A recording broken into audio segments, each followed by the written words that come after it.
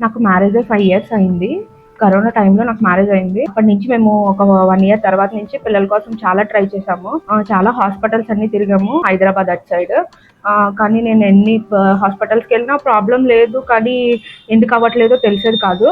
Last అటెంప్ట్‌గా మేము పాలకొల్లు శేషాద్రి హాస్పిటల్‌లో మా హస్బెండ్ నేను వచ్చాము లాస్ట్ ఇయర్ డిసెంబర్‌లో.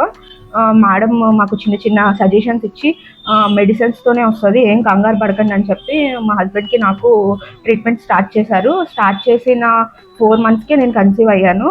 ఆ ట్రీట్మెంట్ ఇచ్చారు. ప్రతి నెల ఒక టాస్క్ లాగానే మేడం దగ్గరికొచ్చినప్పుడు చాలా భయపడేదాన్ని. కానీ మేడం చాలా ధైర్యంతో నీ బేబీ నీ చేతిలో నేను పెడతానని చెప్పి మా హస్బెండ్‌కి నాకు చాలా ధైర్యం చెప్పారు. అలానే నేను లాస్ట్ మంత్ 24న నాకు డెలివరీ అయింది. బాబు పుట్టాడు చాలా సేఫ్‌గా. ఈరోజు 11th డే నేను కుట్లిప్పించుకోవడానికి వచ్చాను.